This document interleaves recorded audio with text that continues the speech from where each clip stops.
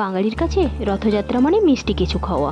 আমি রথযাত্রা উপলক্ষে আপনাদের সঙ্গে শেয়ার করতে চলে এসেছি আমের মালপোয়া রেসিপি। বাই দ্য ওয়ে, আমি অনিন্দিতা। আমার চ্যানেলে A3IND ব্লগার চ্যানেল মে আপনাদের সবাইকে ওয়েলকাম। আমি ঠিক যেইভাবে টিপস দিচ্ছি আপনারা সেই টিপস অনুসারে মালপোয়া বানাবেন, তাহলে আপনাদের মালপোয়া অবশ্যই নরম এবং তুলতুলে হবে। আমি কিন্তু বাড়িতে থাকা সামান্য কিছু উপকরণ দিয়েই মালপোয়াটা বানিয়ে নিয়েছি। আসুন দেখে নেওয়া যাক মালপোয়া রেসিপি।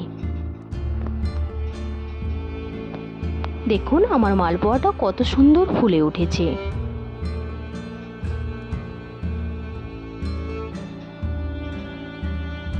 এখন আমি একটা পাত্রে নিয়ে নিয়েছি 300 গ্রাম মতো চালের পেস্ট। আমি কিন্তু চালের পেস্টটা শিলনোড়ায় করেছি, আপনারা চাইলে মিক্সিতে পেস্ট করতে পারেন, তবে শিলনোড়ায় পেস্ট করলে একটু ভালো স্বাদ হয়। এখন আমি দিয়ে দিয়েছি 150 গ্রাম মতো ময়দা। এখন আমি দিয়ে দিচ্ছি 150 গ্রাম মতো চিনি।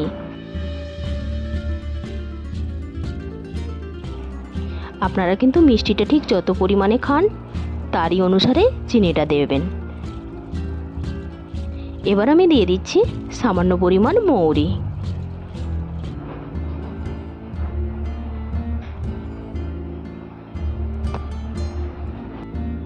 এখন আমি দিয়ে দিচ্ছি সামান্য পরিমাণ কালো জিরে। এখন আমি দিয়ে দিচ্ছি স্বাদ অনুযায়ী লবণ।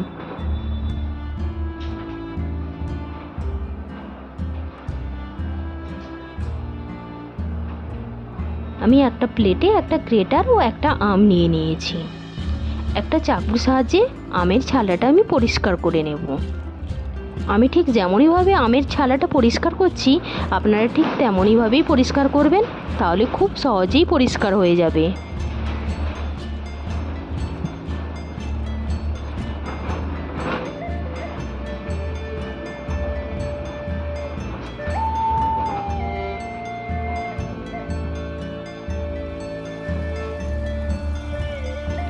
আমের ছালাটা আমি পুরো পরিষ্কার করে নিয়েছি। এবার আমি গ্রেটারের সাহায্যে আমটাকে গ্রেট করে নেব। আপনারা কিন্তু চাইলে মিক্সির সাহায্যেও আপনারা আমটাকে গ্রেট করতে পারেন।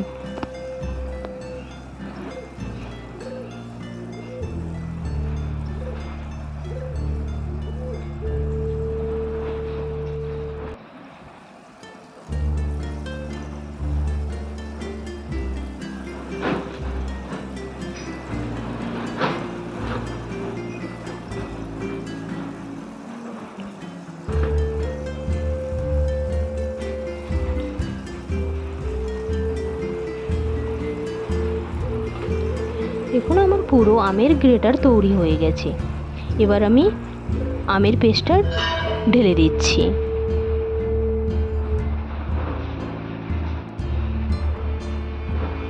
এবার আমি হাত দিয়ে ভালো করে এদিক ওদিক নেড়ে চেড়ে নেব।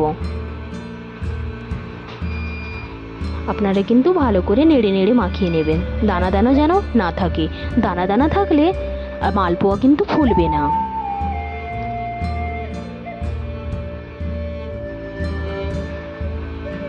মালপোয়ার ব্যাটার যদি ঠিকঠাক থাকে তাহলে মালপোয়া অবশ্যই নরম তুলতুলে বানিয়ে নিতে পারবেন।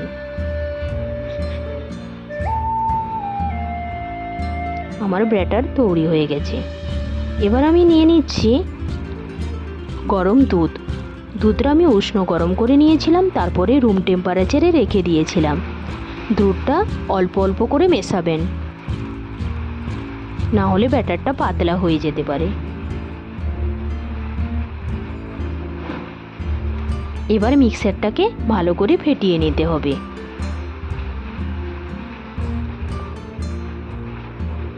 মিক্সারটা যদি ভালো করে ফেটিয়ে নেন তাহলে মালপোয়া খুব সুন্দর করে ফুলে উঠবে।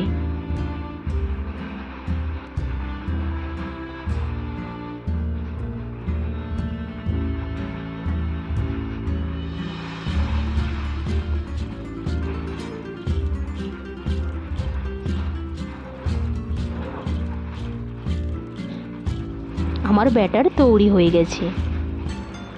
দেখুন আমি ব্যাটারের ঘনত্বটা ঠিক কতটা পরিমাণ করেছি। আপনারা কিন্তু ঠিক ততটা পরিমাণেই ব্যাটারের ঘনত্বটা করবেন। নিশ্চয়ই দেখে বুঝতে পারছেন।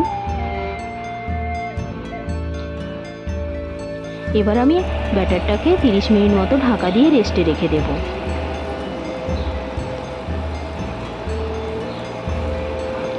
এবার মালপোয়া ভাজার জন্য আমি গ্যাসের ওভেন জ্বালিয়ে নিয়েছি। এবারে একটি কড়াই বসিয়ে দিয়েছি। কড়াইতে আমি সাদা তেল দিয়ে দিয়েছি। এবার আমি একটা একটা করে মালপোয়া ভেজে নেব। আমার কড়াইটা বড়, তাই আমি 3টে করে মালপোয়া একসঙ্গে ভেজে নিচ্ছি।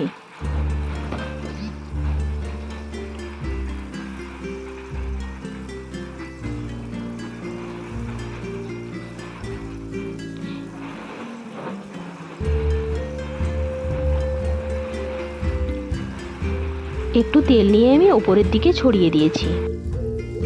মালপোয়াটাকে উল্টে দেব।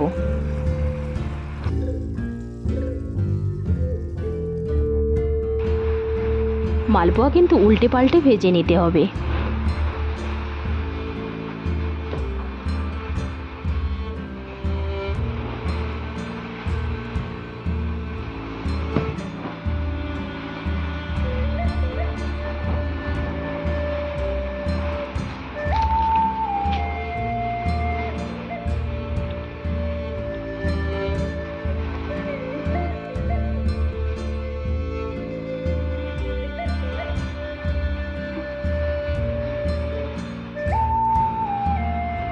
দেখুন আমার মালপোয়াতে লালচে ভাব চলে এসেছে।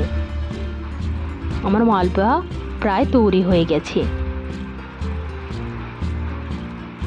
দেখুন পুরো তৈরি হয়ে গেছে। এবার আমি মালপোয়াটাকে নামিয়ে নেব।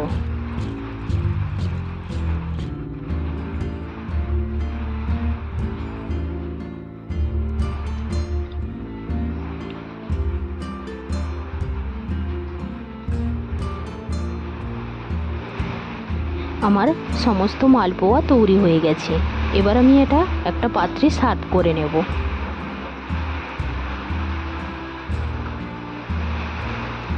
এই দারুণ স্বাদের মালপোয়া রেসিপি দেখার জন্য আপনাদের সবাইকে ধন্যবাদ।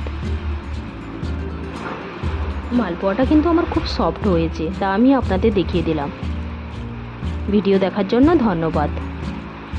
ভালো লাগলে লাইক, কমেন্ট, শেয়ার এবং সাবস্ক্রাইব করবেন। Bye bye. Thanks for watching.